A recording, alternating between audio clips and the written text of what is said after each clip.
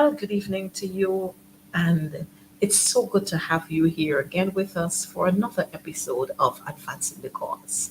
So, let me first welcome every single one of you.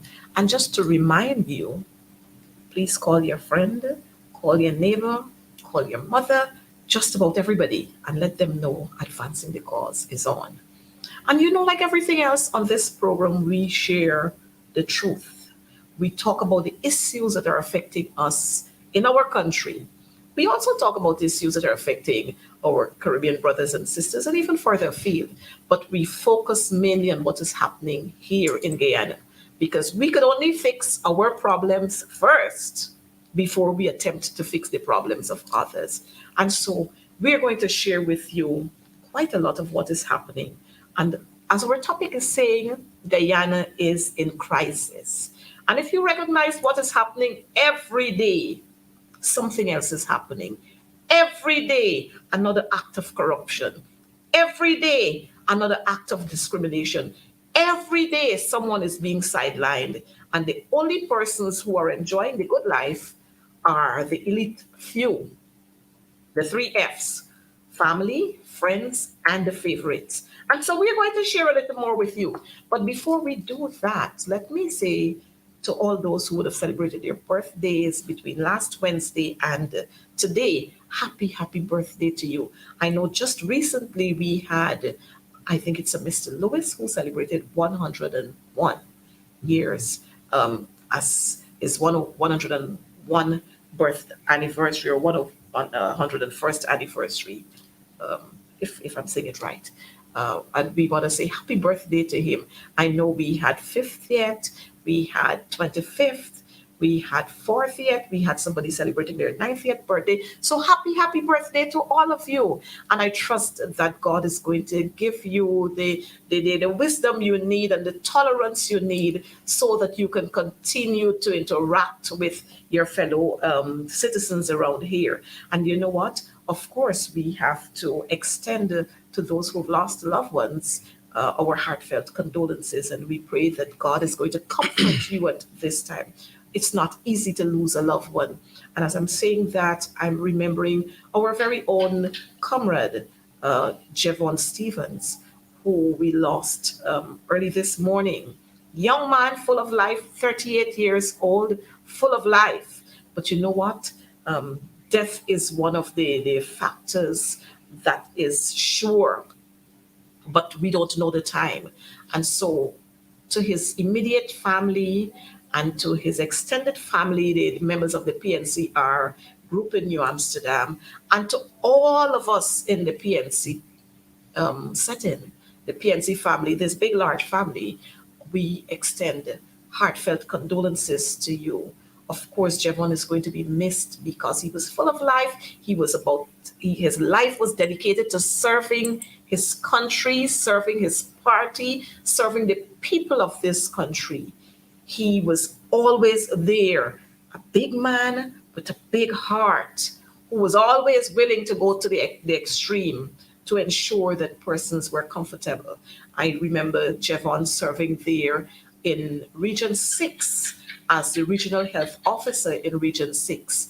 And so I know that arm of the family, they're also hurting. It was so, so sudden. Just 2 weeks ago, I saw Javon there and he was full of life. As a matter of fact, last week I spoke with him because we had an arrangement for the World Teachers' Day activity. And Javon was there and he was all up on ensuring that our teachers were comfortable. And this morning, it was a totally different story. So I want to say to us, to all of us, be mindful of how you tread on this earth. And so that when you leave, you're going to be leaving footprints that will have impacted the lives of persons. May his soul rest in peace. While we continue on this, I want to share with you, like I said earlier, Guyana is in crisis. And there's no use hiding behind the sand and trying to deny this. We are in crisis. As a matter of fact, from August 2nd, 2020, Guyana started experiencing crisis. And we've gone deeper now. But you know what? We still have some dedicated persons around who still are very patriotic, and their love for country will not die. And so this evening, I don't want to take up too much of the time that we are going to spend with our guests. Uh, this young man is no stranger to these kinds of forums. As a matter of fact, he is no stranger to Guyana. He served um, in this country in very, very many capacities. As a matter of fact, let me start from the party level. He served as general secretary, and he was in the youth arm, and he was everywhere there in the party. And then when we got government, and I'm not talking about 2015, he served there as Minister of Health. He served as Prime Minister. He served as Minister of Housing and Labor. He served as Minister of National Development. He was also Minister of Youth and Sports. And, with that kind of linkage behind you, you must know what you say when you come to forums like these. As a matter of fact, his last appointment was that of Mayor of Georgetown. As a matter of fact, let me say it was, he served as the longest mayor ever. And it was not because of him wanting to serve as mayor. It was because this very PPP government, this very installed regime, they did not see the need to have local government elections. And so, viewers, let me invite our guest. And it's an honor to have him here with us. It's always an honor to have our elders who can speak to us from that level. And so I'd want to introduce to you, it's a pity I can't say to you, put your hands together, but let me introduce to you our guest, the Honorable Comrade Hamilton Green. Thank you, Coretta. May I add my words of condolences and sympathy to the passing of that young man this morning. You may not know, but he's the son of a stalwart Guyanese, I think one of our most experienced and skillful of pilots, Larry London. Mm-hmm.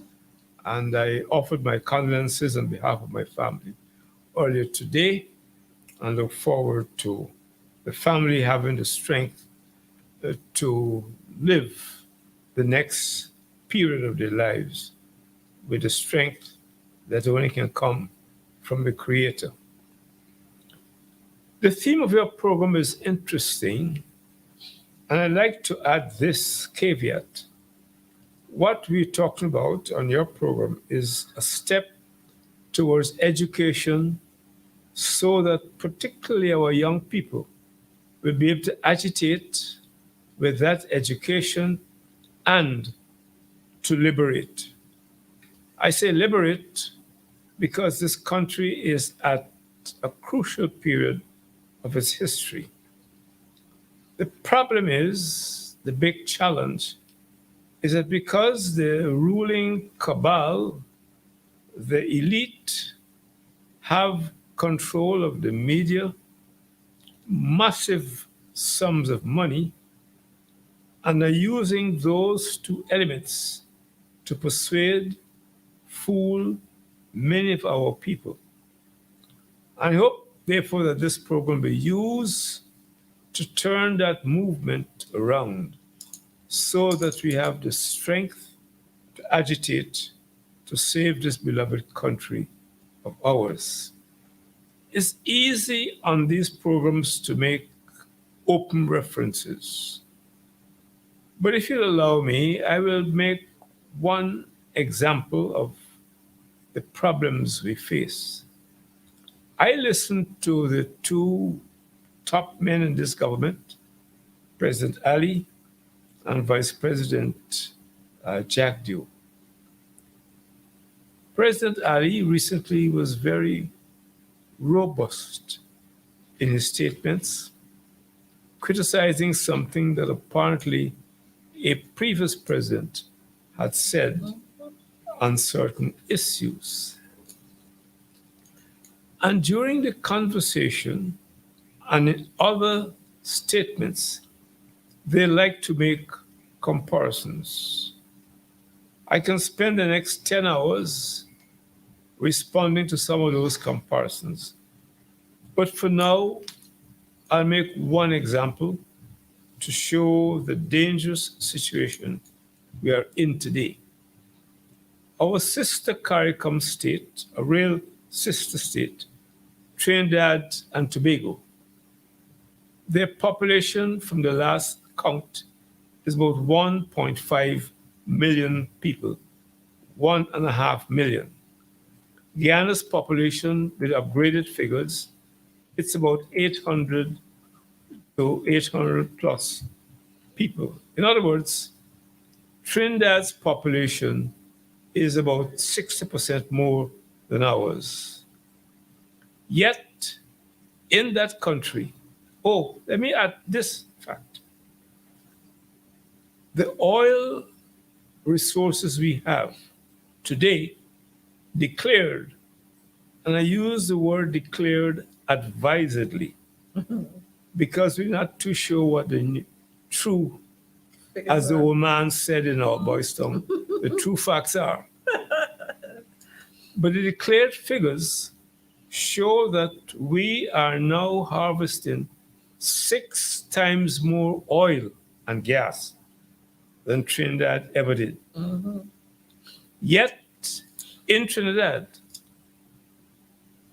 the young people and their parents don't have to scrounge around to pay the exam fees for CXC.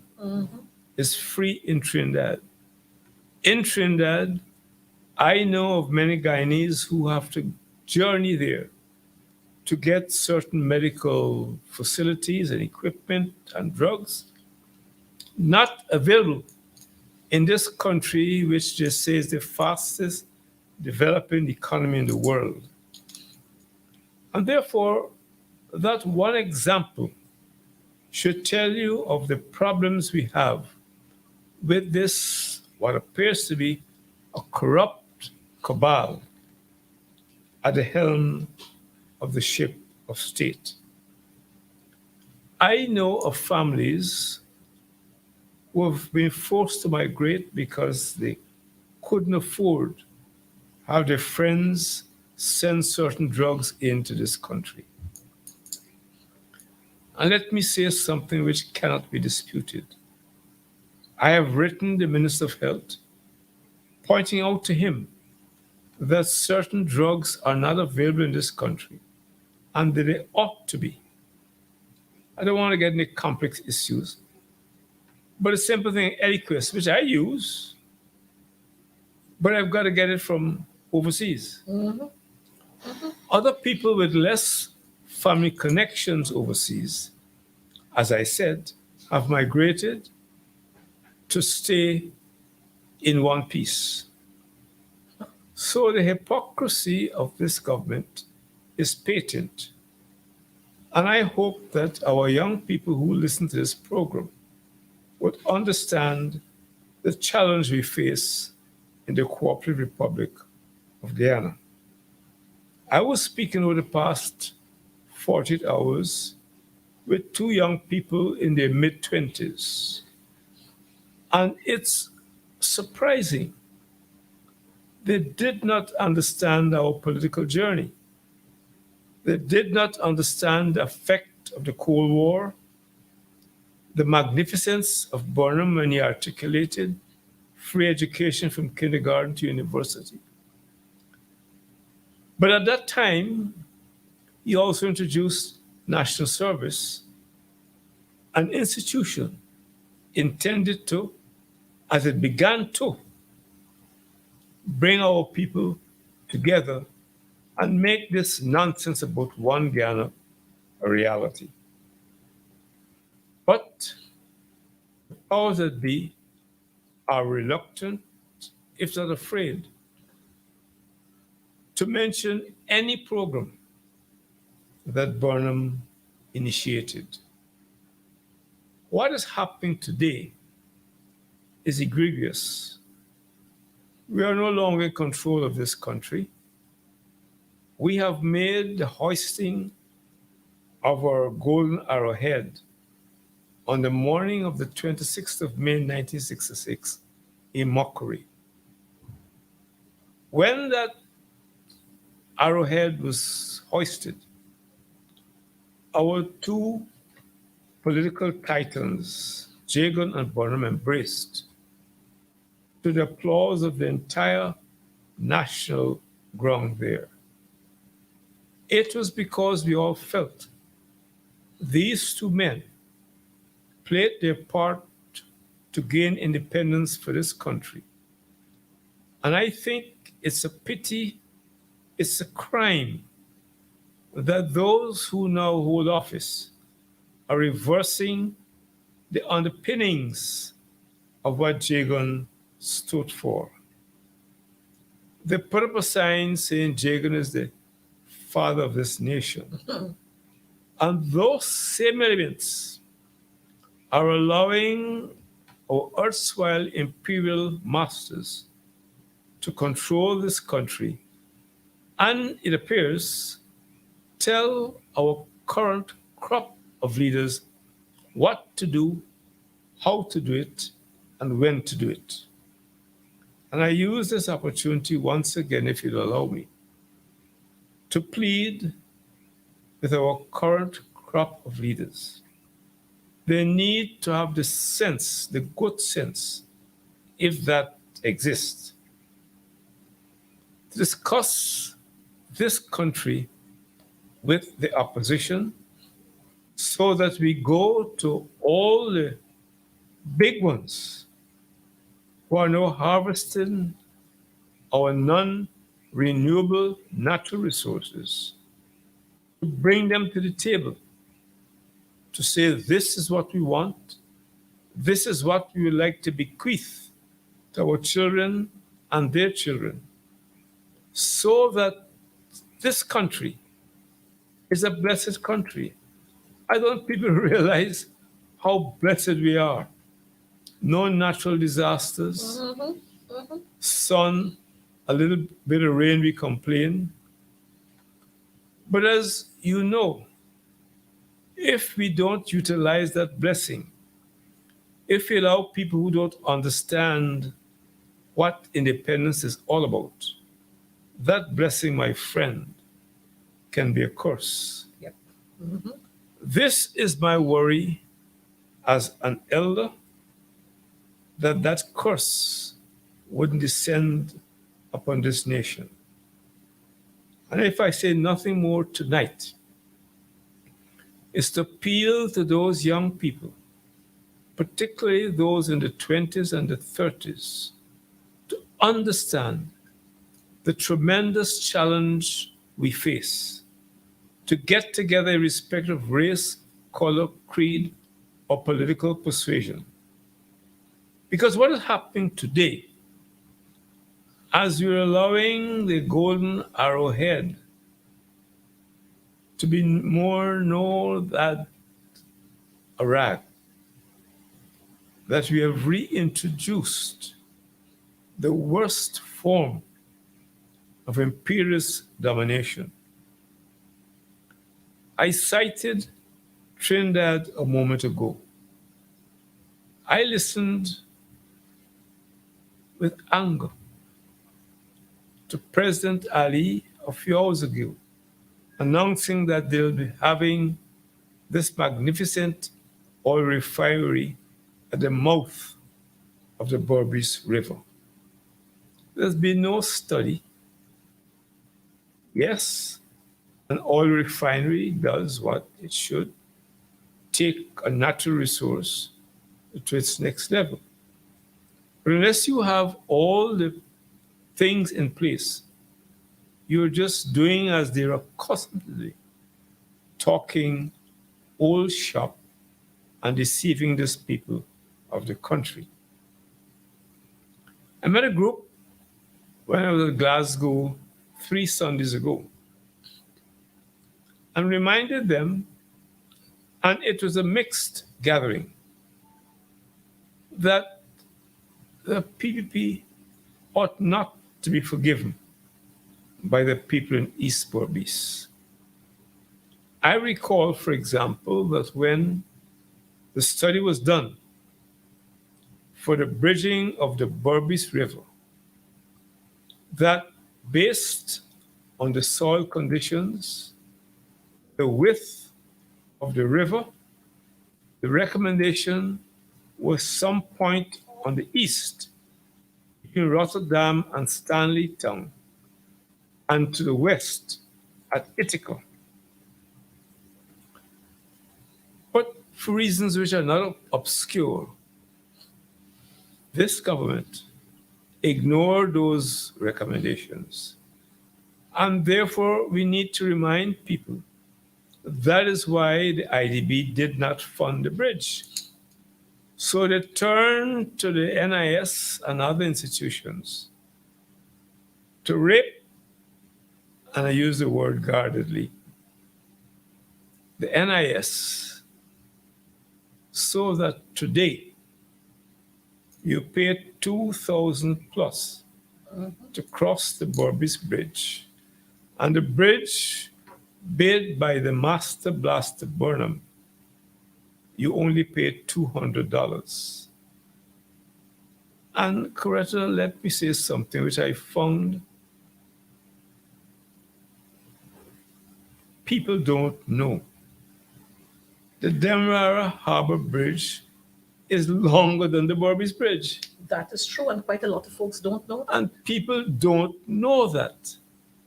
And that is why this program should not deal only with the culmination of what is happening, but get people with facts and figures, and perhaps begin some competition among our school children, because they are our future. So they are seized with information that will give them the knowledge, as I said, to agitate, to liberate this country. I pause at this time to invite any other issues that you may wish to raise, except on a very personal note. I have committed the remaining years of my life, and I don't know how many years it is. I know what I would like it to be, but that fellow up there has his own ideas sometimes. To doing what I'm doing now, to share information with our young people, to expose the nonsense taking place, and to show that what we face in Ghana today is not new. I remember the two Josephs. Joseph Goebbels was Hitler's propaganda minister during the reign of Adolf Hitler in Germany. And Joseph McCarthy, the Republican senator, who was ultra-right and pursued anyone who wore anything that looked red in the days of the Cold War. And the underlying belief of those two gentlemen was that if you repeat a lie often enough, the people would soon accept that as gospel truth. And even those who don't believe in the gospels and run with it as the truth. And so this program, I plea, should be to pass information on to our young people. And I stand ready, as I did to the young 25-year-olds I spoke to during the week, to share with them what this country is all about and the great potential we have. If we don't act today, Coretta, what is now a blessing can be a curse. I hope and pray that the people of this country, including PP supporters who ought to by now notice that they're being misled with fancy words and slogans by their purported leaders, and that what is happening is they are using a dagger in the backs of certain people, hoping to create conditions very much against what they talk about in public about this one Guyana. We have a slogan: one people, one nation, one destiny. And I hope that you can host a program where we bring to this studio and elsewhere our young people who are still in school, in universities, to ask questions, to remove the blanket of lack of knowledge that exists. Because I pause with the theme I developed. You need to educate so we have the moral and physical strength to agitate so that we can liberate our beloved country. And on the question you wanted to raise about Venezuela, it's a complex and serious issue. I heard Leader Aubrey Norton on this question, and he's right on target. But beyond that, let me say this. As one who was part of a very intricate and almost complete security network, what I know happened after Bonham's demise, and from all the things we've heard and seen, this government lacked the competence to monitor effectively those persons who are coming either as refugees or migrants. I'm not too sure which category to put them in across our borders. And we must not forget what has already been stated, I think, in today's or yesterday's Starbucks News. You don't wait for tomorrow to see what you ought to see. In parts of Europe, and that is what happened, where a majority of people of one grouping inhabit a particular part of your country, they then, with boldness and with arms, say, this is ours. So what the PP is doing is short-sighted and a part of a gimmick because they hope and they don't understand the psyche of the Venezuelans. Whether they're authentic immigrants or not, or refugees, I don't have the intelligence, but I know that speaking to some of the top brass in the PP, they lack the competence and personnel to deal with this issue. And I attended the function some weeks ago at Pegasus, hosted by the Chinese government, where they bid farewell to the doctors. And what is interesting, and I say this because people without experience don't notice these things.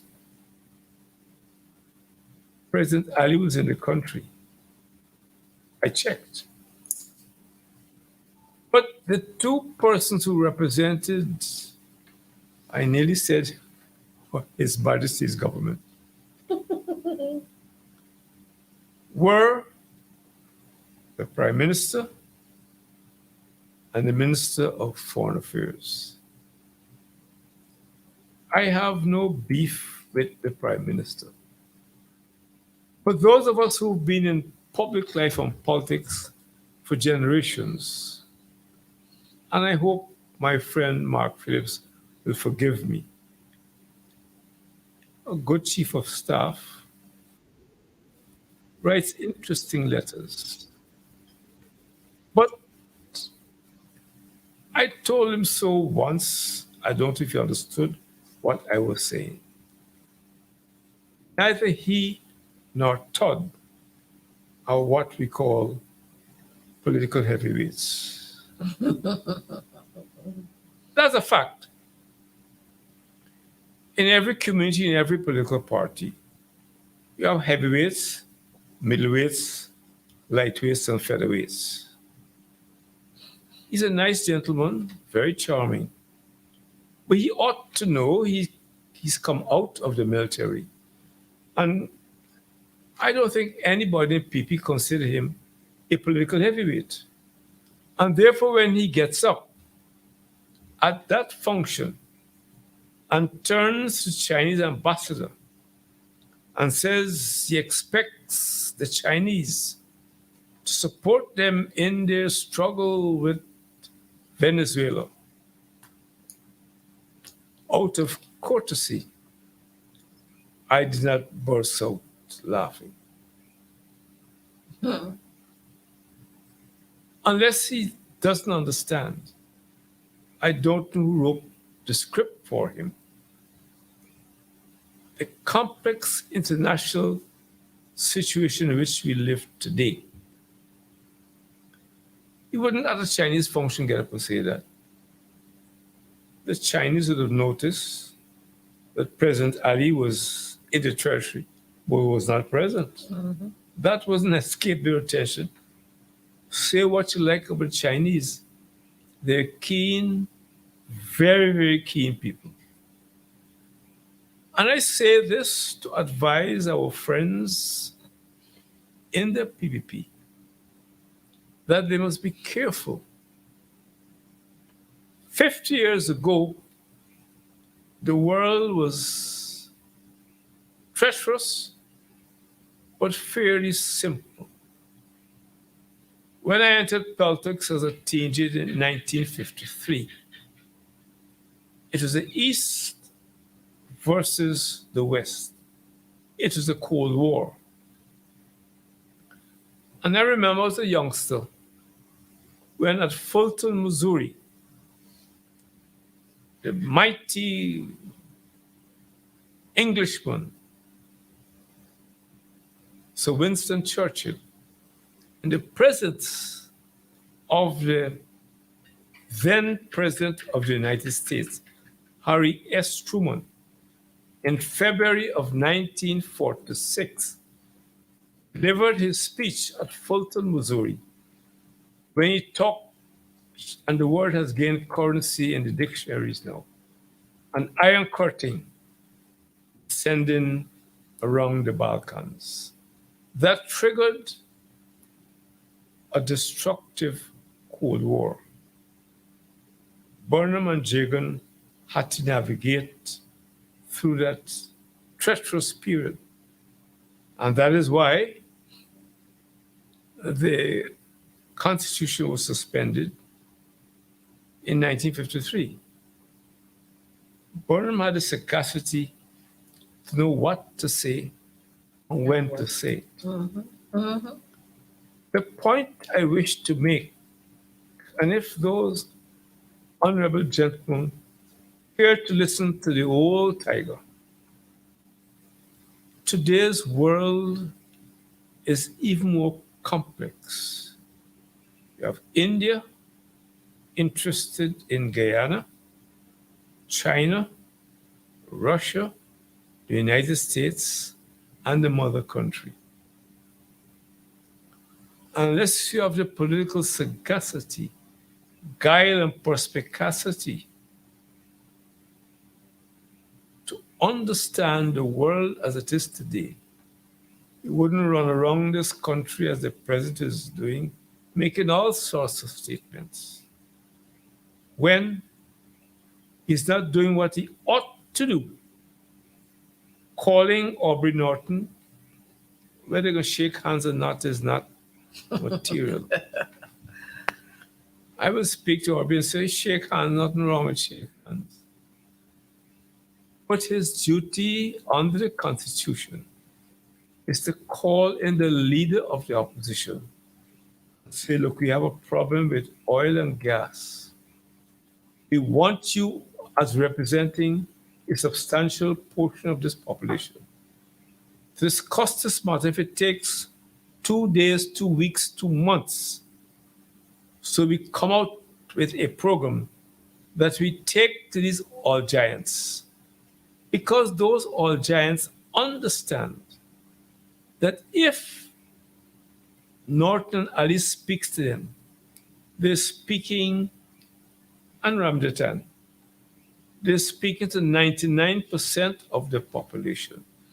And we get much, much, much more than we're getting at the moment. But if Ali and his boss, I say so without being facetious, because in the structure of the People's Progressive Party, the General Secretary is the Alpha and the Omega.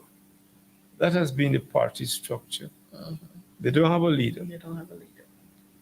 And Bar Jagdeo is the General Secretary, and therefore the Kingmaker.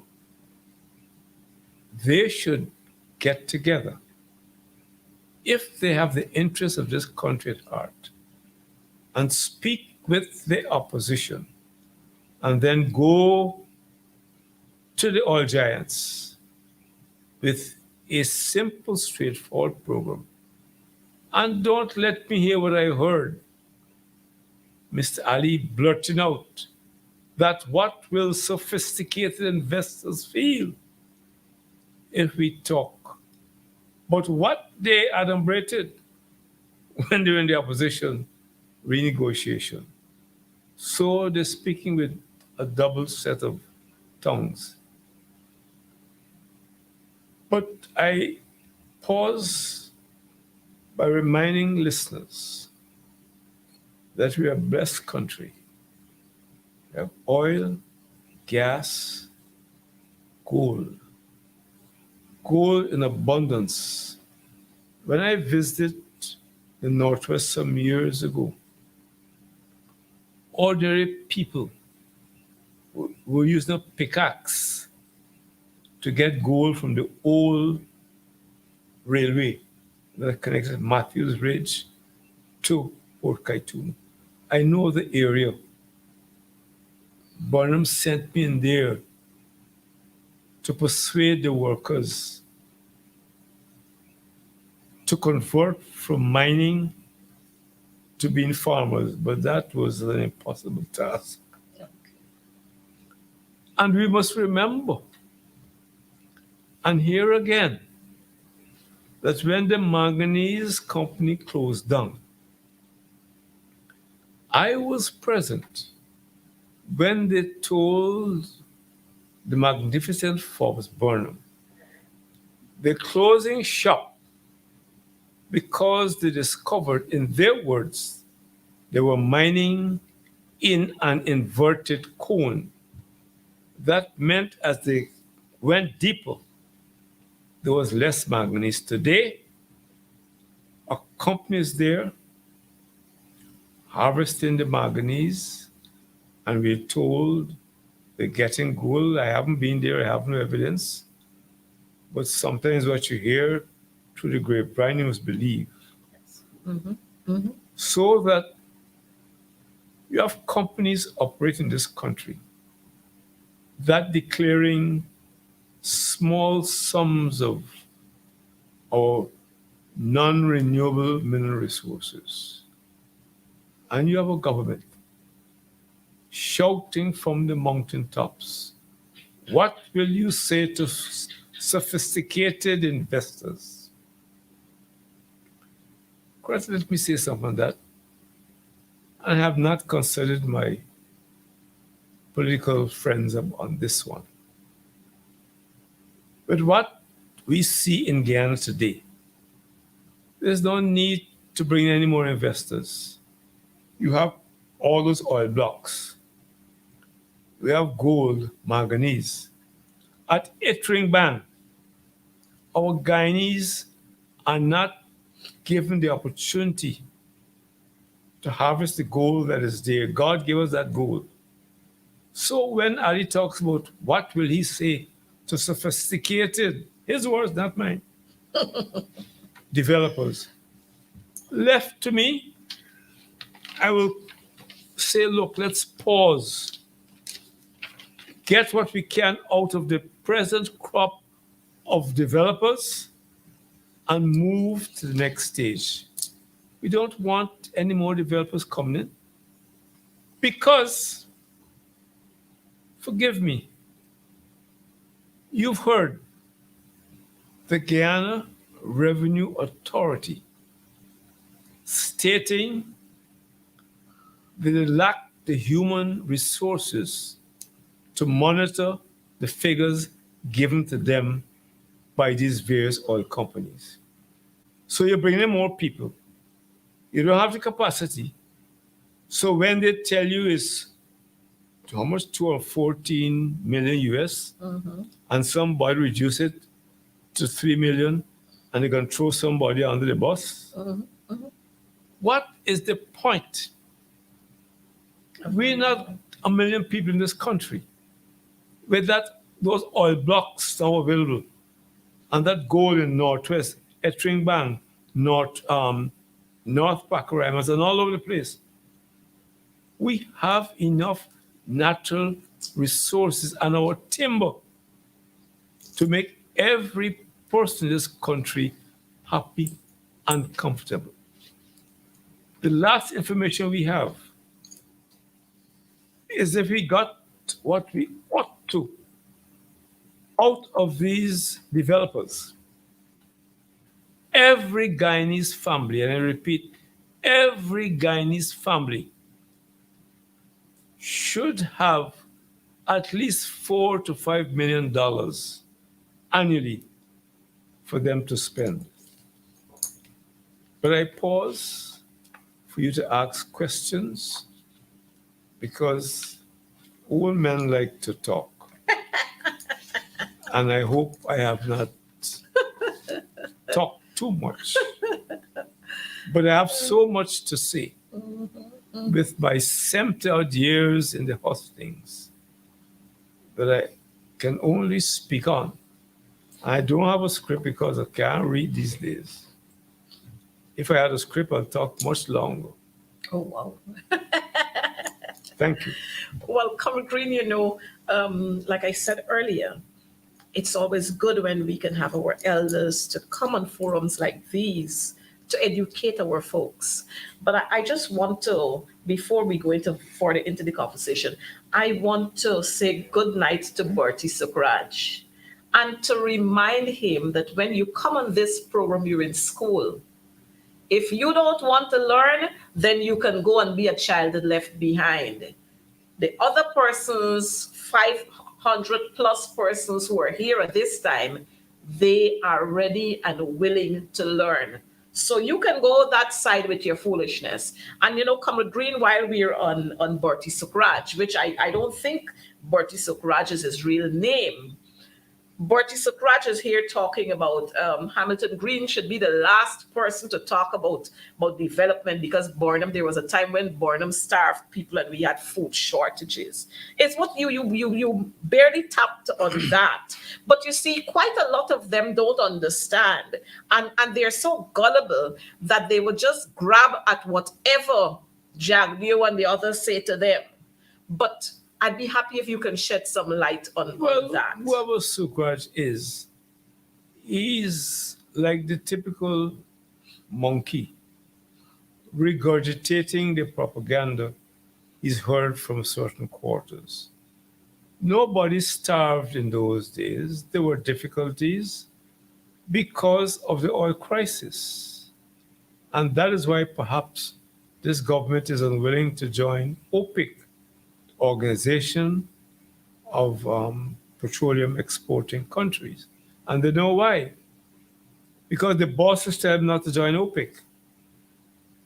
During Burnham's era, we sought to feed, clothe, and house the nation. And I can give many examples of success. We were fighting against a People's Progressive Party entrenched, determined that Burnham's FCH program should not succeed.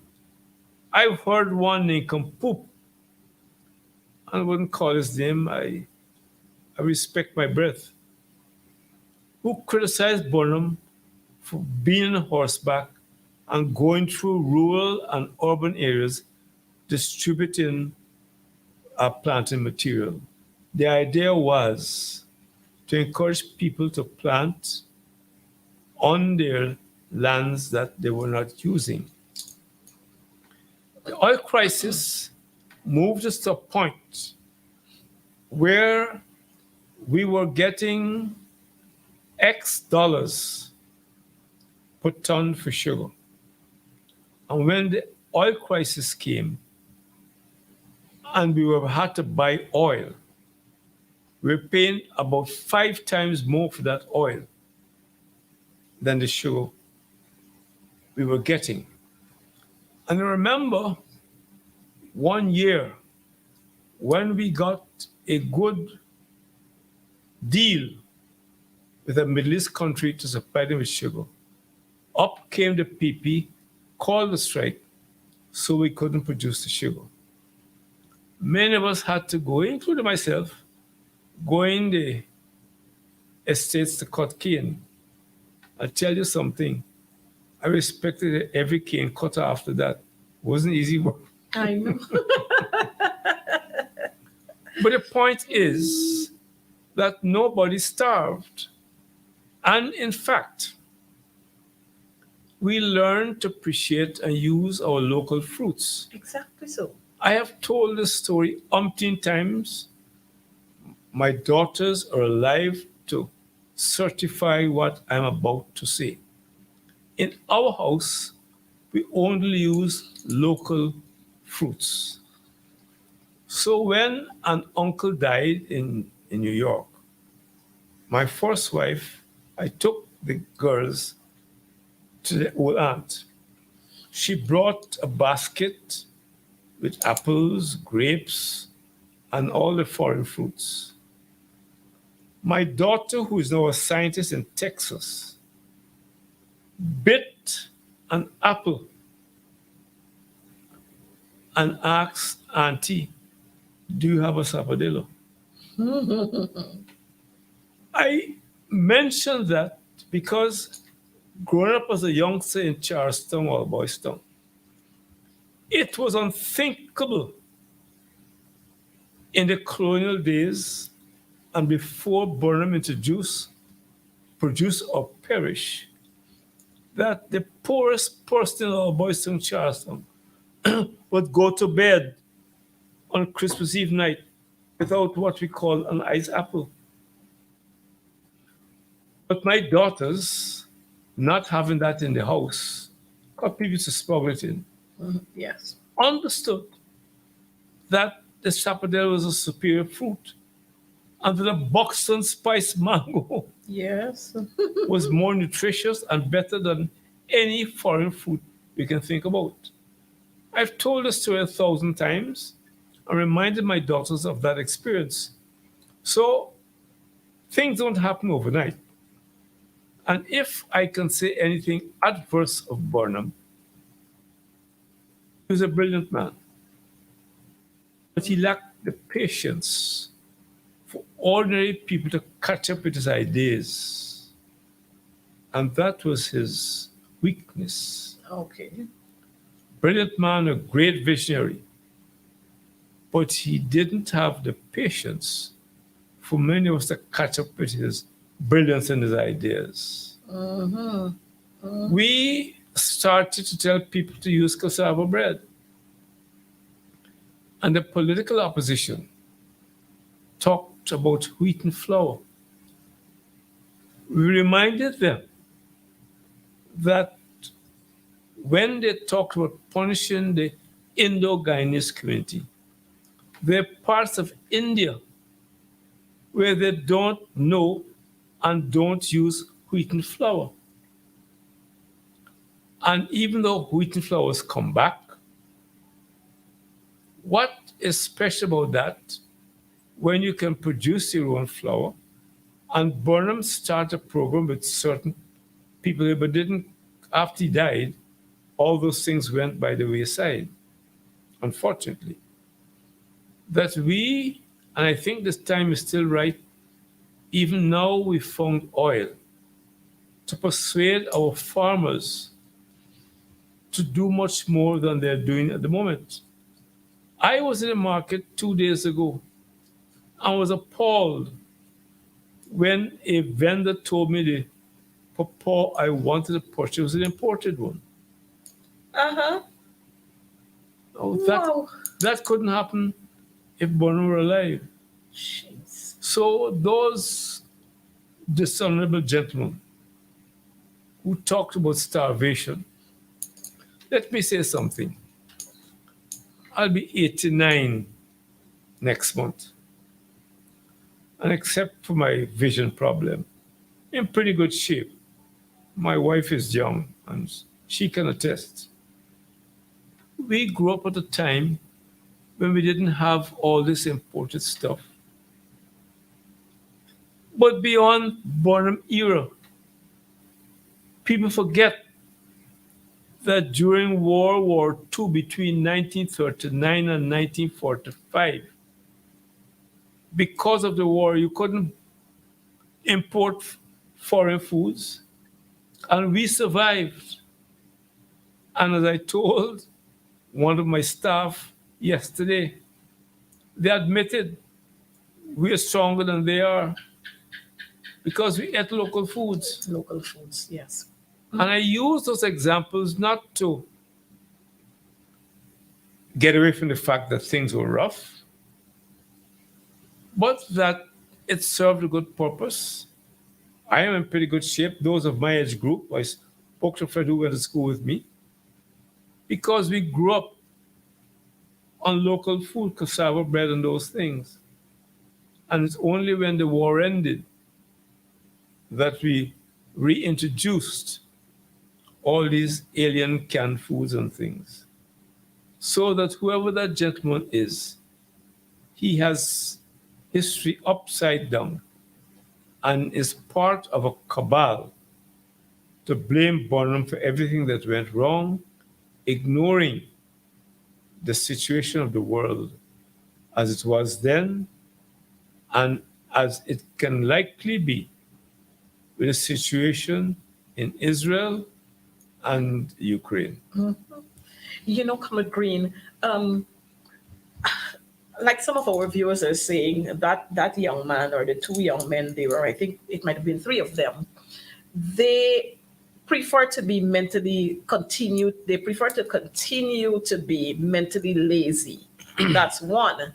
And Lazy, forgive me, retarded.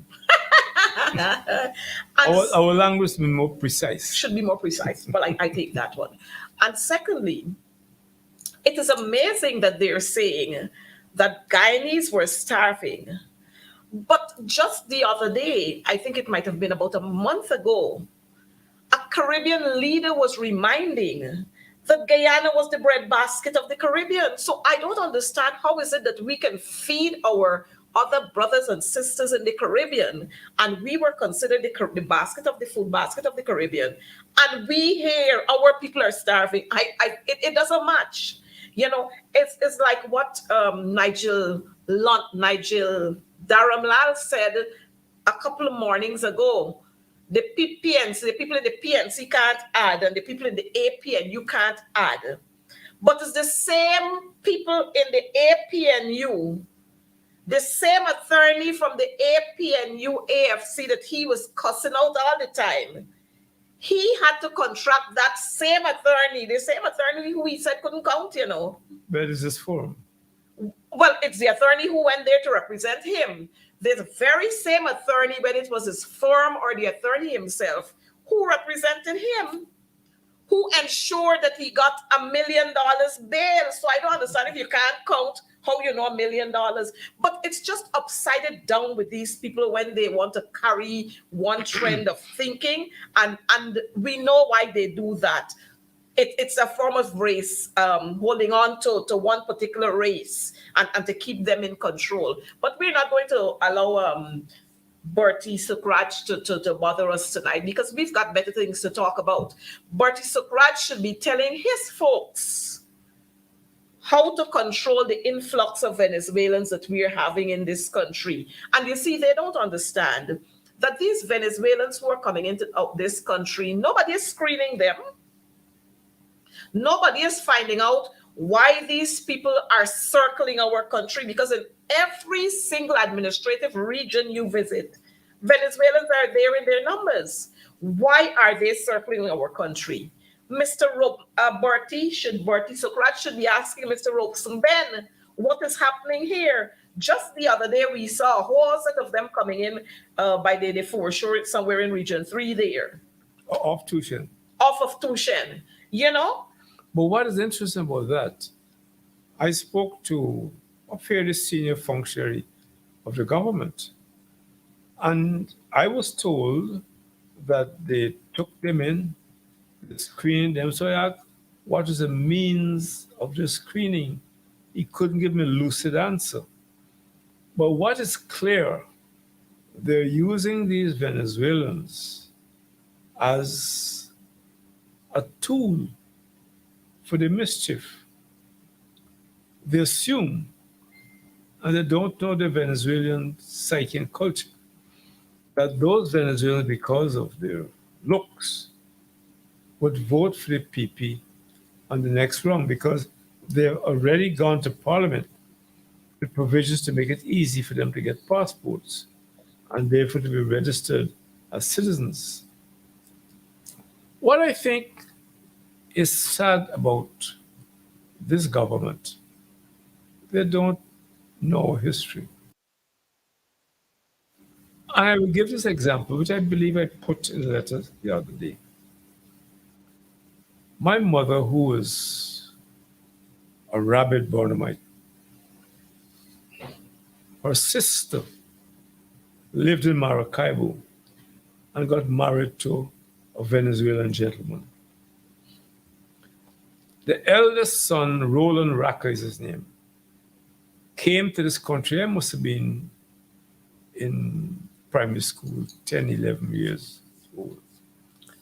And I remember him saying to my mother, and that nearly caused World War III, that they understood that Essequibo belonged to them.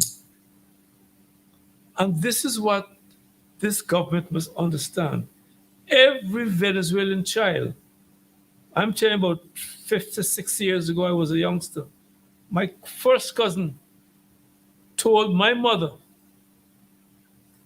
that why it is we don't give back Essequibo to Venezuela, because that's we're taught in school. So all those migrants who coming, Yes. their belief, the ideology, the philosophy is that Essequibo belongs to them. So if you have a large enough number settling in any part of Northwest, don't be surprised that the Venezuelans will supply the appropriate arms and they say, this is mine. It will not be out of malice because they really believe. They believe, yes. All the exercise, and my cousin Roland told us that. All the exercise books. I remember Spanish. My wife, who speaks Spanish, will tell you, has something to be reclaimed. So, irrespective of whether it's Maduro or Chavez, the Venezuelan child, and therefore adult today, deep down believes that Essequibo belongs to them. So you have this idiotic process of treating these Venezuelans who come here with special treatment. And even though the legislation is there, Haitians don't get the same treatment. They don't. And one should ask the question, why? But I just say to any PP top brass who may be listening to this program, what they're doing can easily be a boomerang to turn around and hit them between the eyes. Because, and let me on a lighter note say this, insecurity, as we heard in Europe, in Asia and Latin America, and with due respect to you, madam, the ladies are used as the front line, you know. That's true. Any government would do that and has done so. I've been to certain countries, and unless it had not been for my natural tendency not to hunt outside of my forest, they provide opportunities for you, both the socialist and the non-socialist countries, so that the people better understand they're playing with fire, literally and metaphorically, and that they can't monitor those people who come as refugees. Where's the money coming from? How did that boat get as far as Tushan? As Toshan, exactly so. And why weren't they incarcerated as they do with the Haitians? But one gentleman told me that the Venezuelan ladies are very attractive. Since I don't see well, and the only attractive person for me is my wife, therefore it wouldn't affect me. But those fellas like, I don't want to call his name. The boy, dirty man. Your boy, Dirty man. yeah, but easily be caught in the net. I don't forget to tell you. Well, I better don't tell you the story. I tell you off the program of the Guyanese gentleman who was found dead in the presence of a certain lady, Venezuelan, and what she told the police. But I'll tell you off the program. Of the program. All right. Good. But while of course we have fun, this program is where we do have fun. And outside of having the little bit of humor is where we're educated, But Comrade Green, while I hear you talk about what we went through and the little hardship we faced, but it was all positioning us to become self-sufficient. And if we had followed through with the vision and the ideologies of Lyndon Forbes, Sampson, Burnham, we would not have had people like Irfan Ali and them telling us now, go and plant a seed and produce or perish. Now, all they are doing now is reusing the words that LFS Burnham used, and they might drop off a word that says produce and put something else, but it all means the same thing. And they're encouraging persons to plant in their yard, plant up the land, don't leave the land. But these are all things that I remember as a little girl. I heard my father and my aunts and so on talking about. You get Burnham used to give you packets with okra seeds and packets with black eye seeds and pigeon peas and so on, and tell you, plant up the space in your yard, plant in front of your yard, don't bother with all these flower plants and so on. Plant things that, put down plants there that you can get produce from to eat, and so it's nothing strange that is happening, that they are bringing everything they're bringing back again. But like everything else, they dress them up in a different clothing. And I want to say to our viewers, if we had followed the pathway that was led to us by LFS Burnham, we would have been a country like Cuba, the US, and so many others. Because for some of you who don't know, I want to say to you that in our hinterland, in Lethem and those places, is where we started canning cashew nuts and pineapple and mangoes and all of that, right there. And we were exporting those. So I don't understand how, Guyanese people were starving and we were doing all these kinds of things. But we'll touch a little more on that because we have some other issues to touch on. Comrade Green, I know you served as Minister of Health, Minister of Youth Sports, Youth and Sports, or Youth Sports and Culture. You also shadowed a little bit of education and so on. No, no, no. You didn't go on that part. All right. That first one. Your first, yes, sorry. I just had her on the screen there. But the thing is, our education system today, our education sector today, it leaves so much to be desired. I remember just a couple of years ago, 2015 to 2020, we saw a mixture of staffing in our ministries, in our departments of education. But when you go into some of our departments of education now, you wonder whether, you know, we're seeing, I remember, yes, there were times when we used head teachers because of their skills, and we used them in a certain area, but they were still heading their schools or manning their schools, and we had some senior teachers. But now we're having teachers we already short of teachers, but we're dragging teachers out of schools, and we're seconding them to the departments of education. Now, in your if you were there, what would you have done? Would you have pulled the system that is already, the sector that is already depleted, and make them now well, they're not officers, but they're performing duties as education officers? Absolutely not. It's because somewhere in the system, they lack an appreciation of the importance of what education is all about. It's all about. I would say so. Education is intended to provide our young people with knowledge, to keep abreast of emerging technology and science, and prepare them for a very fast-moving world of technology. To do that, you need to upgrade all of your teachers. I say all of your teachers.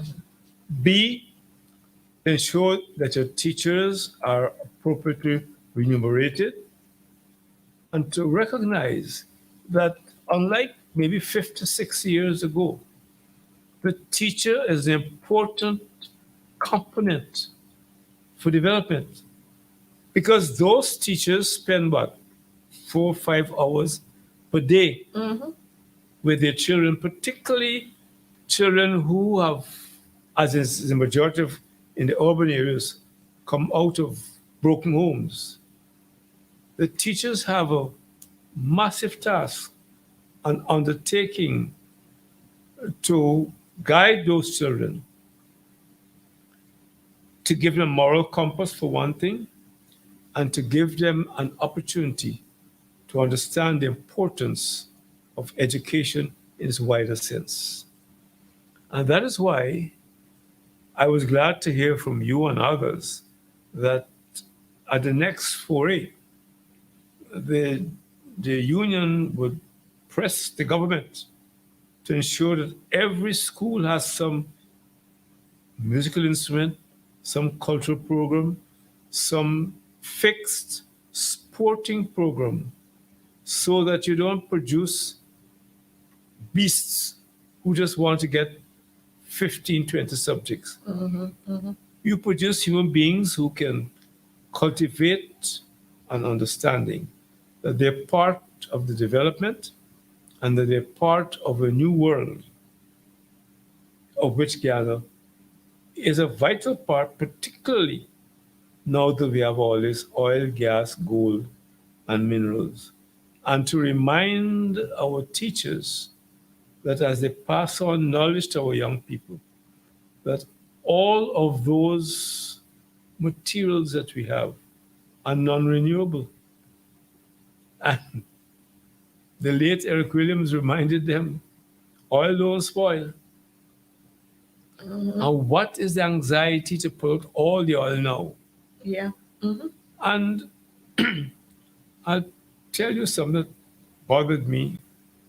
I almost came to tears when I heard Vice President Cde say something which I couldn't believe my ears, that we need to ensure that we go for fossil fuel.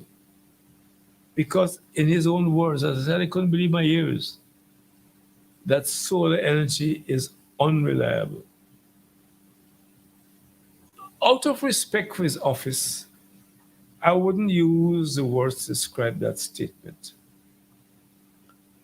But all over the world, people are going for solar energy and wind power. And to say that solar energy is unreliable because you have so many hours of sunshine is absolute nonsense, unfit for a schoolboy, and not a bright schoolboy either.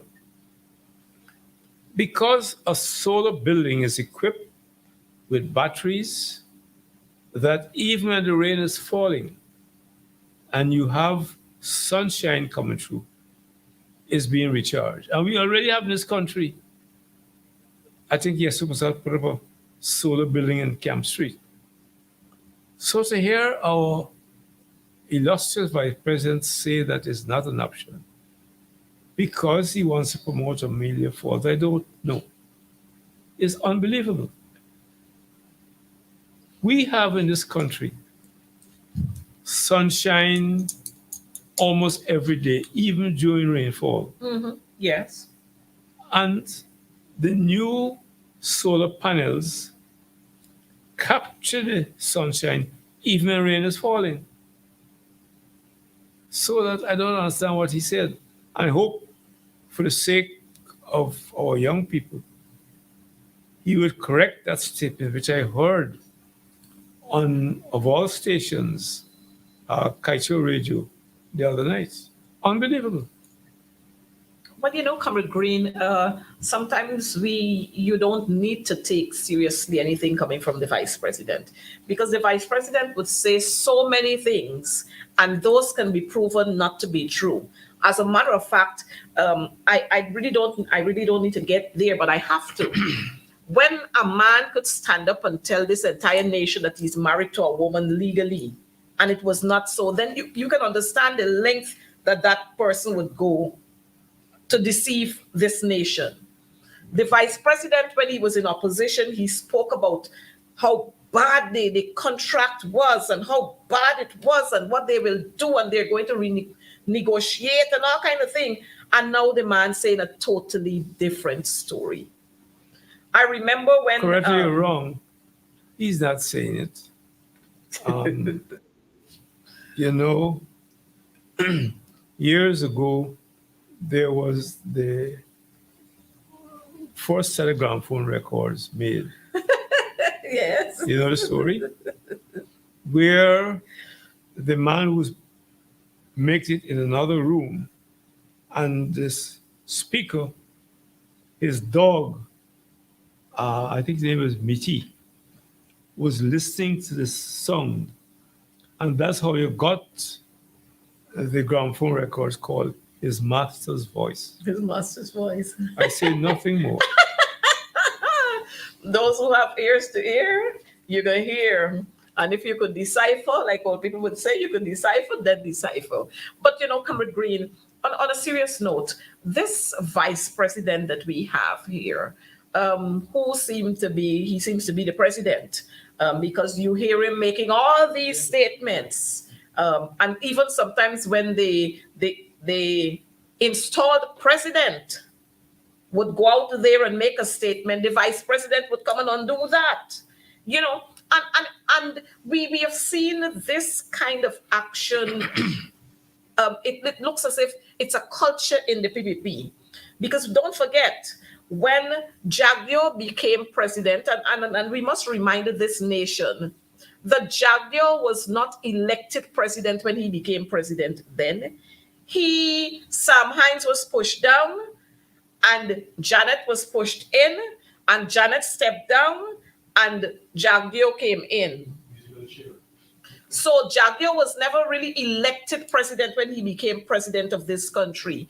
But then when he became president, he made some statements. Janet Jagan made some statements, and Jaguar reminded her that you have no right to say anything. You're an ordinary citizen. Don't say anything to me. And so we saw the same thing with our friend and Donald Ramatar. Donald came out there and he spoke about this whole issue with the audit and all of that. And then Irfan came out and tell him, you had your time, why you didn't do it? And we can go further on that, where we saw Priya Manik Chand going to the ambassador's house to tell the man what he should do, you know? So it's a trend in the PPP where they don't regard their elders. They are always very disrespectful, and they feel that they can spread that disrespect all across this land. Hence the reason for them doing the things that they do and for saying to people what they feel like saying to the citizens of this country. But we must remind them that it is the votes of the citizens that they need when it's elections time. Just the same way it is alleged they spent $9 billion for the local government elections. And I'm sure that they have much more than that to spend coming on to general and regional elections. But let's talk a little more about we've seen the collapse of the education sector. Just the other day, we had the Madia fire. 20 innocent lives were lost, even though we had reports indicating that this dorm is not safe. You should pull those grills down. You should have labels for exit and have exit, and you should have entrances and exits, and they should be well labeled. That did not happen. 20 lives were lost. Others are marred for life. But we still have an education minister who flouts herself all around the place. And I think just the other day, she had there a post somewhere. In 5 years, the APNU AFC government could not build a secondary school. I mean, she don't remember the things that the PNC did, that they inherited, all the secondary schools. As a matter of fact, she shouldn't even be saying that, because she should remember it was under the PNC that she got free education, but now we have to pay for it under the PPP. We got to pay for it. Well, we have a serious cultural problem. And for me, we should spend our time and energy trying to inform our young people of the flaws and what they should be doing to organize themselves. I've always said what we need to do on a program like this is to get our young people to get together to say you've got to organize yourselves. I've given examples of that umpteen times. Our young people have been cast aside, lost away, and we are to blame sometimes for 23 years.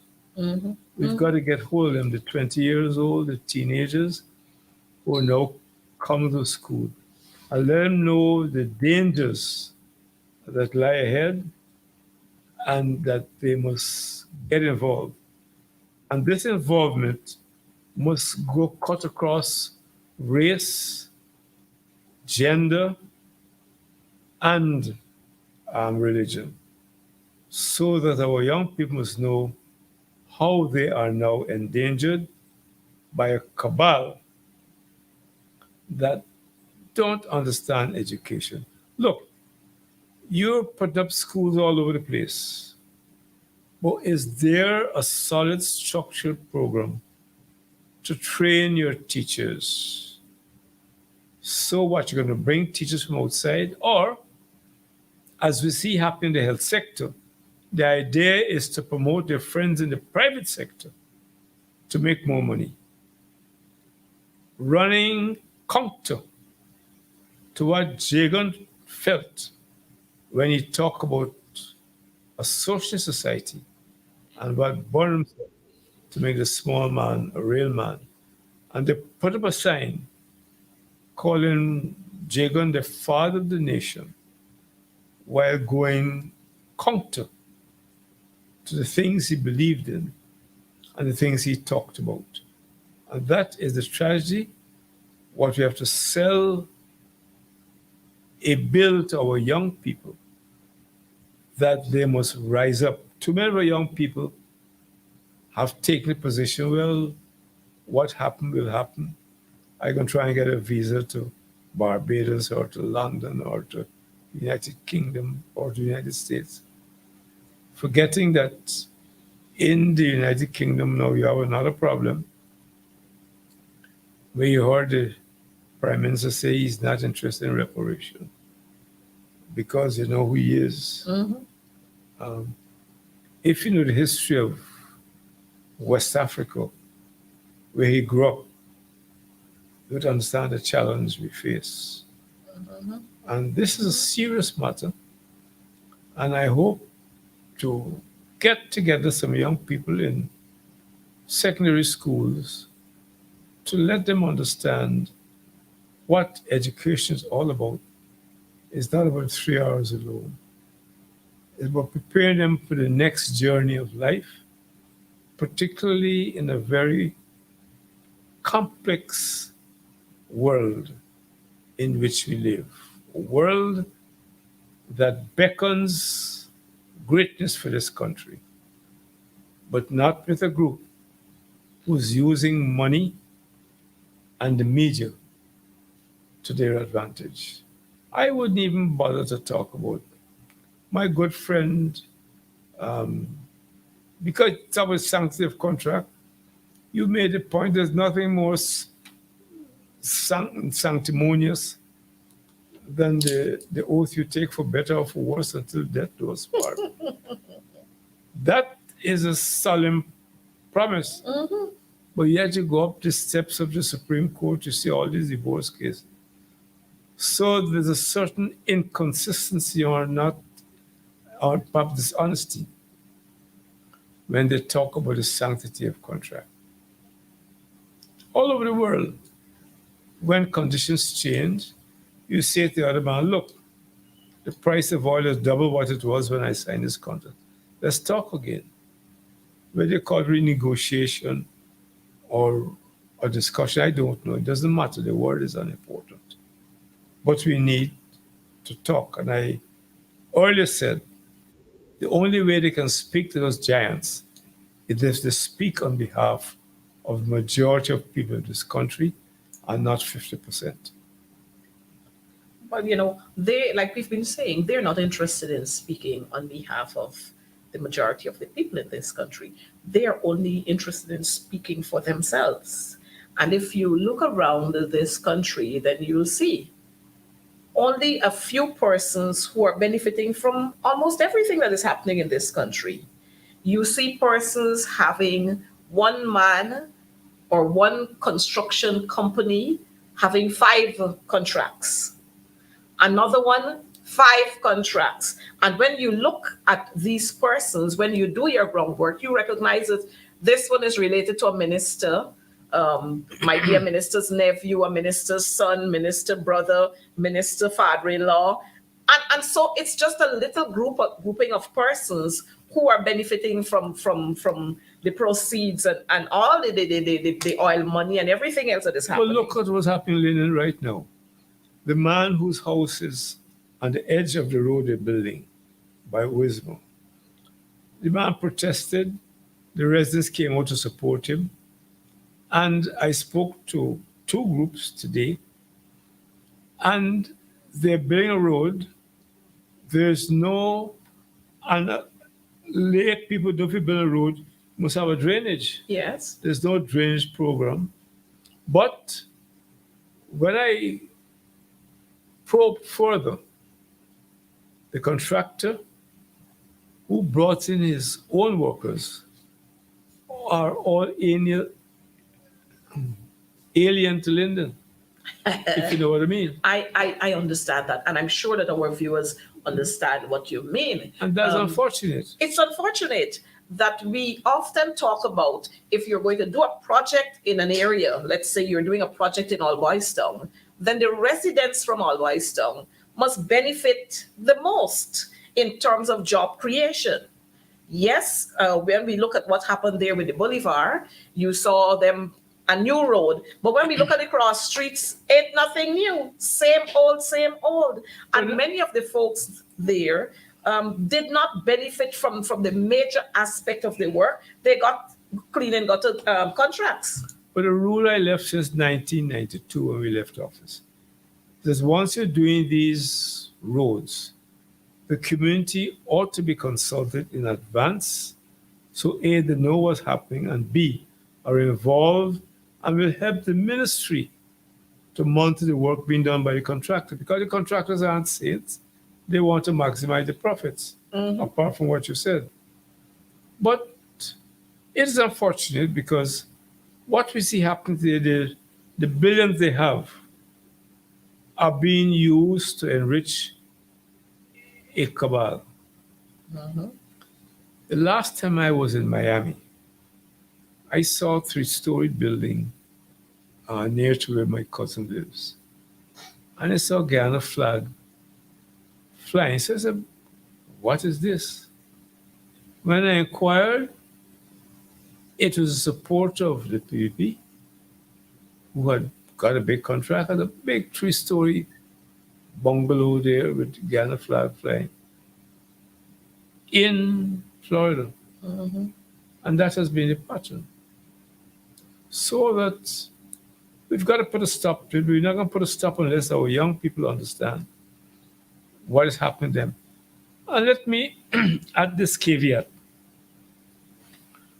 What you're hearing from the powers that be is similar to what you heard from Ian Smith in Rhodesia and Vorster in South Africa, who argued, look, don't tell me about what's happening in South Africa with apartheid. Our average black South African is better off than the other people in other parts of Africa. True.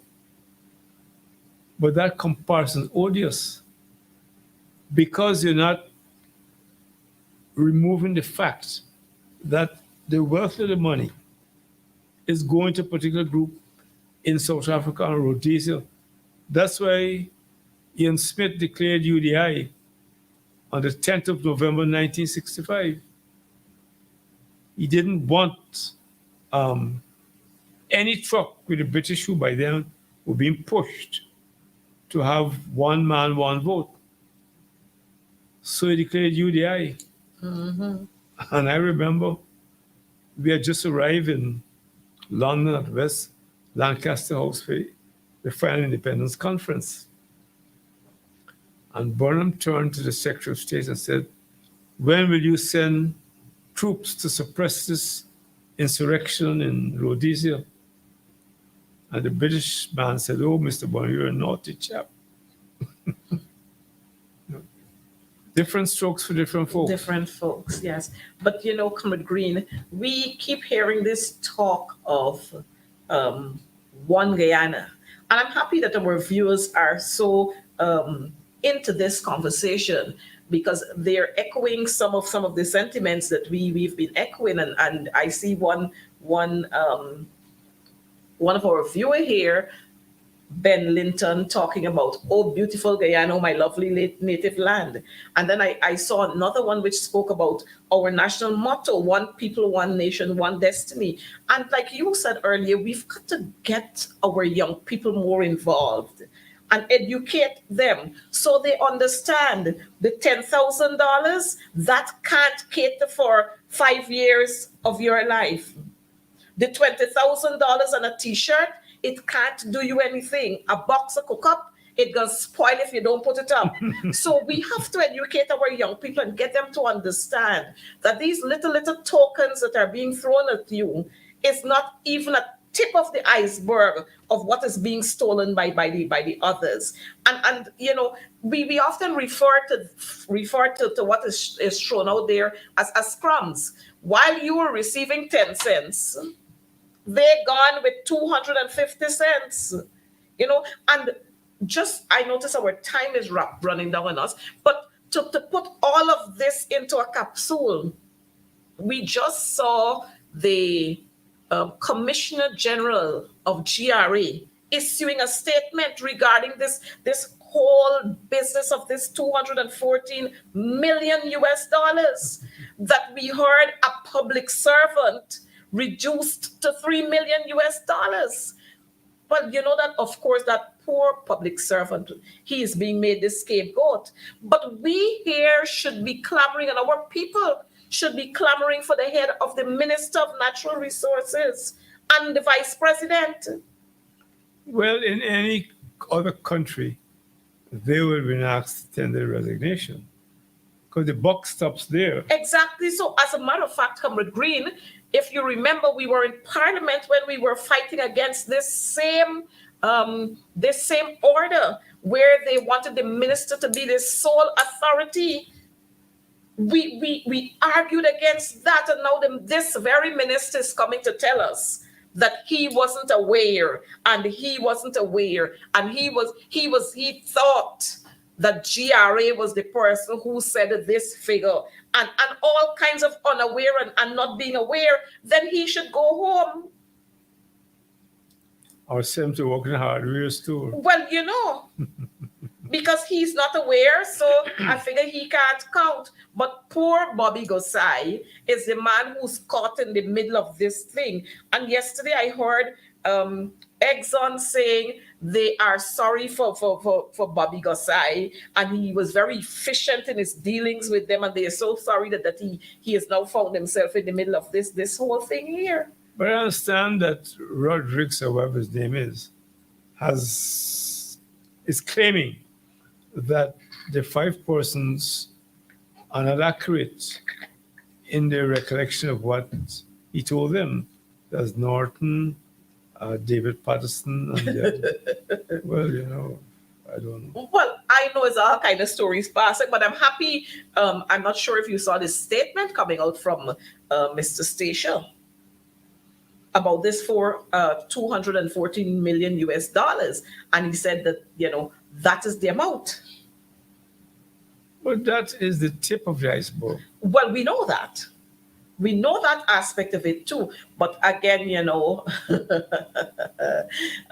criminal elements in the PPP, including Barra Jagbio, wants Godfrey Station, head of the Guyana Revenue Authority, fired for demanding that ExxonMobil pay its 240 million US to the Guyanese people. That's the latest? This is what we are seeing here on Guyana Truth and Facts. I can't believe that. Yes, and because Stacia came out with a statement saying GRA is the authority on this, and we are saying that this is what is owed, this is what they must, this is what the audit report has shown. He wants Stacia fired? So I noticed they're saying now that they want Stacia fired. I don't know how true that is. That could be true. But the thing is, I figure they expected Godfrey Stacia to come out and make some statement in support of them. But a professional is a professional. And even if you have to be fired for being a professional, then so be it. But the PPP government, they are so, the culture of the PPP viewers is to always be in corrupt activity. They're always trying to cipher off something for themselves. They're always lying to this nation. They're always trying to cover up what is not truth. You know, and so we have to expose them at every opportunity. It's like I noticed, I saw the opposition leader, Comrade Norton. He was in Region 5, where the PPP they're now disturbing the dead to use the land to do something else. They're uprooting graves and all kinds of things, and the people in Region 5 had to be protesting. I mean, these people have no respect whatsoever for anybody. Dead or alive. In Region 5, there's a hospital at Fort Wellington that's been there for years, but they take it to, I think, Bath or somewhere else. Yes. And you know, there's no program to train nurses. None whatsoever. The same thing with education. Of course. They have issues with the lecturers we're having at the Stillwater College of Education, the institute that is used to train teachers. Because you're paying them $1,000 and $1,200 an hour. Now you don't have enough lecturers to train to teach those young teachers, but you both think that you're training 2,000 and 4,000. But when they come out of college, what you having there coming out? Huh? No wonder we're having problems in the education sector, because the amount of work that they're supposed to cover, they can't cover it. So you have half-baked teachers coming into the classrooms. And the PPP, they're proud of it. Priya Manikchand is proud about that. And they don't see the need for quality. They see the need for quantity. Just to boast, to say, we have done this and we have done that. It's like what they did in many, many of our schools. The same schools that they're declaring open, and they're talking about the PNC didn't do that and APNU didn't do this. But what's the use building all these huge buildings when you're not tiling the floor for the nursery in the nursery schools, when you're not painting the classrooms properly, when you have wide open spaces? What is the sense of doing that? But we know that that's the way they're able to siphon off the taxpayers' monies, and all these monies that they get from all these debt that they go and create, that we, our children, our grandchildren, and our great-grandchildren will have to repay at some point. But it's amazing. I've seen when the coalition got into office, the amount of mess that they had to clear up from some of those same secondary schools that you had to do so much work in. And I want to remind Priya that while you're claiming that no secondary school was built under the coalition, I want to remind you, so you can remind your viewers and your followers, and I want to educate our viewers here, that the secondary schools that Priya is now declaring, all of those monies were passed to build those schools under the coalition. The plan and everything was in place. I also want to remind Priya that under the coalition and under the PNC, when the PNC were government, we hadn't 20 lives that were lost. But during your term as Minister of Education, you should go home too. During your term as minister, or your stint as minister before, we had lives lost in Upper Maz. And again here now in Region 8 in Madia, more lives were lost. So the cries of those parents and the other families are on you, Priya, and on your government. But let me say something about Madia. Madia is a place I had a special affection for years ago. Our main activist there was a man called Cyril Francis. Let's call him Gasso. I think his daughter's the PP member of Parliament now, Edwards. And I remember going into Madia and going through the areas, lovely streams of water. I remember distinctly in the 60s, 70s, stopping to cup water to drink it from the streams going into Madia. Mm-hmm. When I was there some years ago, I wouldn't even put my boots in the streams. Murky, full of I don't know what. But even crocodiles couldn't live there now. And this government has allowed that debauchery to take place by the same people who claim to be champions of the earth. Yes. Mm-hmm. Mm-hmm. I don't know who they're fooling. Champions of destruction. As a matter of fact, I would want to refer to what one of my colleagues call him, the Doctor of Doom. Doctor of Doom, everything. And if we check, it is there to show everything that Barajagdio put his hand on, it failed. Well, don't talk about the Skeldon Sugar Factory. A certain friend of mine who's been in politics since the 50s referred to the two top fellas as the major wreckers. They wrecking homes, they wrecking families, they wrecking even the country, they wrecking everything, they wrecking. But Comrade Green, the last one we're going to touch on before we go is that of GPL. I know quite a lot of our viewers, they're saying GPL, and quite a lot of our citizens are saying GPL. Every day is power outage 2 or 3 times a day. Sometimes you have it for long hours. Well, you've heard what I call the facile explanation by the government side. Thank God David Patterson gave a very lucid response, which I think you should put on your program in Prissy, that they had in place a program, but the PP, as usual, came in, changed things around, Like they and always do. now they're doing the absurd thing of asking their friends in the private sector to use their generators between, I think, 5 and 9 at night. The upshot of that, of course, is that yes, they learned that the price of certain items have already gone up, including water. Yes. I buy water by the 5-gallon containers. That has gone up. So at the end of the day, all this shenanigans and sand dancing, the ordinary worker is the victim Yep. because we've had nothing structured from this government with all these millions and billions to deal with the cost of living. And any administration driven by any intellectual's good sense will be able to tackle what is affecting the ordinary people, the cost of living. And I want to end. All they have to do is put in place what the Master Blaster did. Free education, they have the money now, Yes. from kindergarten to university. Training our teachers, in particular, our nurses. I met a nurse at the post office last week. I have not been able to check, but maybe you can check. That they get a loss of $20,000 a month. I can't believe her. Check it for me if it's true.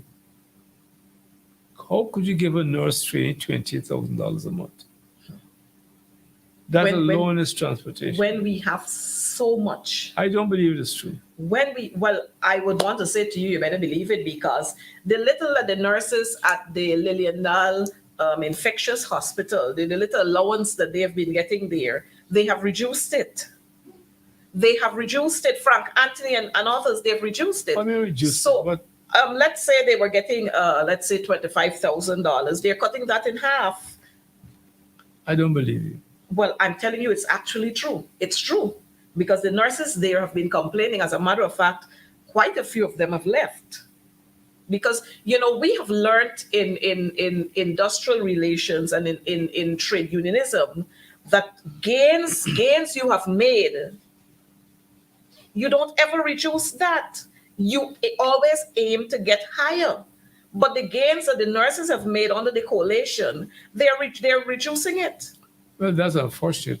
All I can say as we wind down, if this government is interested in the people, they've got to concentrate on human infrastructure, and not bridges, buildings, and as we see, anything. Because caucus, there's a long history of caucus in this country, Stanley Town, and people forget, But I don't forget, thank God, my memory is in good shape. The Del Conte project was to build a road from Perico going south opposite of Bartico. Millions of dollars were spent. Not 1 foot of road was built on the PPP in 1960. Del Conte Road. Well, We need to remind the young people about those things. That reminds us of the fiber optic cable. You remember that? You remember that cable there, the long cable that Barrett was rolling out on the seawall there? We never hear anything else about it, and billions of dollars. The one was it one person laptop One family, program. one laptop per family. All that was money for their friends. Yes. And they go and bring in 4th and 5th hand computers, and after 2 weeks, they're not working anymore. And what I find amusing, if not tragic, is that the poor Minister of Works, Reverend Bishop Wanyaja, every now and then when he sees bad works being done, talks about people paying back. I would like you at the next press conference to ask him which contractor has been punished under their watch. Blacklisted. Or, well, the blacklisted will come back to get more contracts. Okay. Because he may mean well, but he is not the final arbiter. So all these contracts for bridges, sluices, roads are being done very badly. Look what's happening on East Bank. Yes. So that the emphasis is to share the wealth to the cabal and devil take the hindmost. Yes. And you were just talking about the $28,000 that they trade the nurses in training are I receiving. can't believe And that. we got 10 days workers who receiving $40,000 per month. And it's only a certain section we see in these 10 days workers. But that's another story we'll talk about. Must check because the girl told me, I haven't had a chance to check, if that could be true. $28,000 a month for training nurse? Oh no. Must check it because I like to write about it. I'll check that and so that we can get the information. But Comrade Green, I want to thank you so much for being here My with pleasure us. anytime. And I want you to know that we're going to pull you out again for 2 or 3 more segments of this discussion because we couldn't talk a whole lot about what we wanted to talk about tonight. But viewers, I want to remind you about these Venezuelans who are coming into this country. I don't know whether we should term them migrants or we should term them refugees because I know they have 2 different meanings. And I know this regime, these sanctimonious gangsters, they would want to call them migrants because if you call them migrants, then you can use them to vote. But if you call them refugees, then there's a period within which they should return to their homeland and they would not be able to vote. And so these sanctimonious gangsters, we have to watch them because the Venezuelans are the ones who they will use to put on the voters list. And that is why we have to keep clamoring for a clean voters list. And not only a clean voters list, but we have to examine the names when we see them on the voters list and to ask, where were these people? How long these people have been here? And we have to go and look for them too. Check the addresses and look for them. But, when we're having a good conversation, our time would always catch up with us. But Comrade Green, again, let me thank you for being here with us. My pleasure. And the viewers, remember, the PPP are no good for Guyana. They've not been good since way back then, and they're not good now. As a matter of fact, they are now the sanctimonious gangsters. And we can put other letters behind them, doctors of doom and everything else. Doctors of breakup and all sorts of things we can put behind their names. They're no good for Guyana. From one scandal to the next scandal, to the next scandal. From one set of discrimination to the next set of discrimination. If you can hug the Venezuelans, why are you discriminating? And when we're not finished with that, then we had the Mahdia fire, and then we got the COI. I don't know what's the reason for the COI now, but they'll tell us when they're finished. We got the COI where lots of friends are going to get millions and hundreds of millions of dollars, but that's another story. We'll talk about that. But I want to leave with this one here. We always like to show this one. Of course, we're going to show you. Please remember this young man, Ronald Waddell. He was killed by these an organized killing by the sanctimonious gangsters, Ronald Waddell. If you remember that outspoken activist, he was killed a few years ago and nobody was held for his murder. And so that just went like so many other young men who were killed under the PPP. Paper shorts? Paper Shorts is the new one, and all the cameras weren't working. Cameras leading to the president and the prime minister's residence and so on. None of those cameras were working. Hence, we got a serious problem.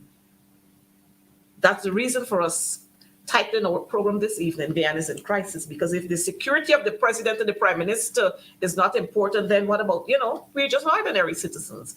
And before we end, we must show this young man here.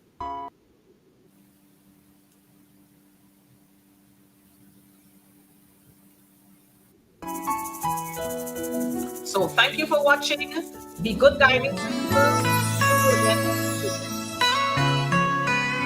Okay, Coretta. Just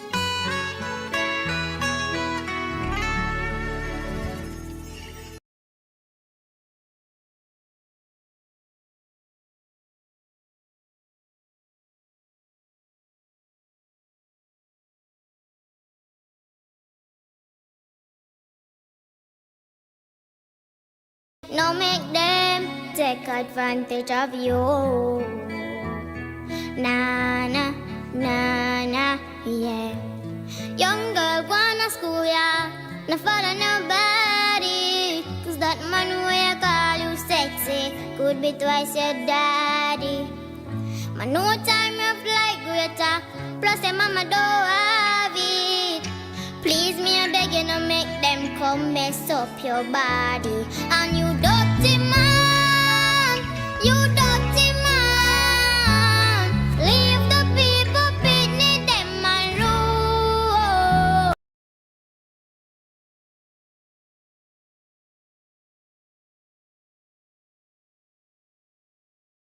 It's wrong. So leave the people beneath them alone. It's a disgrace, man. Ooh, you're just a waste man. A waste man. Just a waste man, oh yeah. Hey, mommy, if you listen to your daughter, when she tell her she no happy, you see the signs and turn a blind eye. Me, I beg you to stop it.